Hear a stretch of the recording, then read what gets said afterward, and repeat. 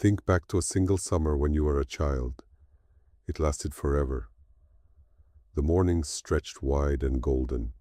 A single afternoon could hold a whole world inside it. School ended in June, and September felt like a country you would never actually reach. Now think about last year. It is gone. It slipped through your fingers like water, and you barely felt it pass. You blinked, and somehow an entire year had folded itself shut behind you. You have probably told yourself the usual story, that you are busy now, that adults simply have more to do, that time feels faster because you're not paying attention. But the real answer is far stranger, because time is not actually speeding up. The clocks have not changed. A year is exactly as long as it has always been. What has changed is you. The machine inside your skull that measures time has been quietly rebuilding itself your entire life, and the older it gets, the faster it tells you the world is moving. To understand why, you have to stop thinking about clocks. Clocks are a recent invention. Your brain does not run on clocks. It runs on something far older and far more slippery. It runs on memory. Here is the strange truth at the center of all this. You do not actually feel time as it happens. You feel it afterward, in the looking back. When you ask yourself how long a week, a month, a year felt, your brain does not consult some internal stopwatch.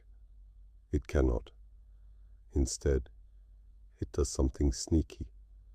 It reaches back into memory and counts how much happened, how many new things, how many moments that stood out, how many firsts.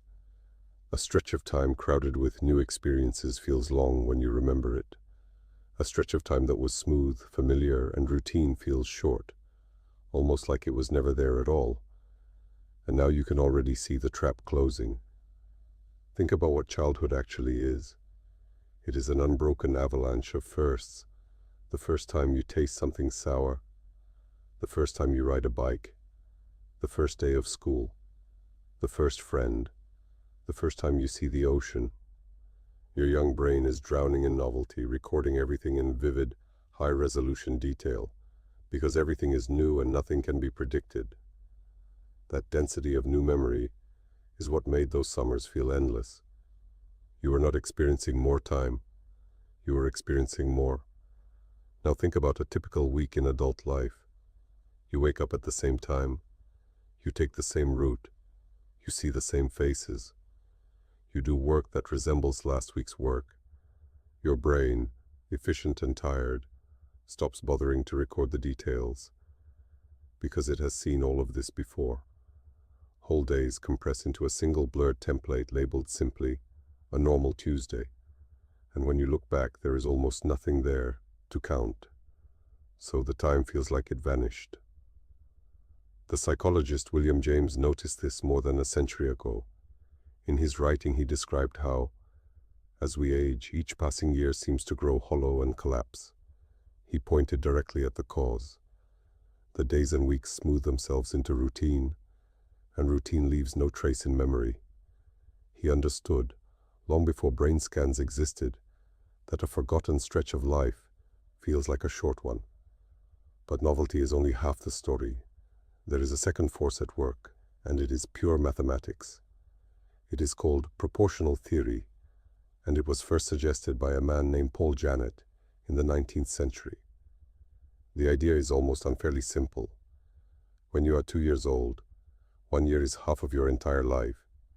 It is an enormous, towering fraction of everything you have ever known. When you are 10, 1 year is a tenth of your life. Still huge, still significant. But when you are 50, a single year is only 1/50th of your existence. It is a thin slice against the vast accumulated bulk of everything you have already lived. The same year, the same 365 days, is measured against a larger and larger total. And so, in proportion, it shrinks. To a 5-year-old, the wait from one birthday to the next is an eternity, because it is a fifth of their whole remembered life. To a 40-year-old, that same wait is a barely noticeable 40th. The year did not get shorter. Your life got longer, and the year got smaller against it. So you carry two thieves with you as you age. One steals your novelty, the other steals your proportion. Together they quietly accelerate the years. But maybe you are wondering if any of this is real, or just a feeling. So let researchers settle it. There's a scientist named Adrian Bejan, a professor of engineering, who proposed a physical reason rooted in the body itself. He argued that as you age, the rate at which your brain processes images actually slows down. A young brain takes in many mental frames per second, like a camera with a high frame rate. It captures the world in fine, rapid detail. An older brain processes fewer frames in the same span of time. And because you are taking in fewer mental snapshots per second, more clock time passes between each one. The outside world appears to rush by simply because you are sampling less of it. Think about what that means. A child and an adult can stand in the exact same minute and live two completely different lengths of it. The child's brain is firing off snapshot after snapshot, packing that minute full. The adult's brain takes a few and lets the rest slide past unrecorded. You are not imagining the speed. In a very real physical sense, you are watching the same film at a different frame rate. So here is where it all turns. If time feels fast, because life has become predictable, then the cruelest irony is this: the very thing we chase as adults, comfort, routine, a life that runs smoothly with no surprises, is exactly the thing that makes our years disappear. We spend decades building a frictionless existence, and then we wonder why it slipped away so quickly. The smoother you make your life, the faster it vanishes. But that also means the opposite is true, and this is the part worth holding on to. You are not powerless against this. If novelty is what makes time feel rich and full and long, then novelty is also the cure. Every time you do something genuinely new, your brain wakes up and starts recording in high resolution again. A trip to a place you have never been, a skill you are clumsy and bad at, a conversation with a stranger, a different route home. Each of these forces your brain to pay attention, and attention lays down memory, and memory is the only material time is ever made of. This is why a single week of travel in an unfamiliar country can feel longer in memory than 3 ordinary months at home. You came back and felt like you had been gone forever. You had not. You had simply been awake. The researchers who study this have a quiet, almost gentle conclusion. The goal is not to add more years to your life. It is to add more life to your years. To break the routine often enough that your brain keeps bothering to write things down. So let me bring you back to that childhood summer.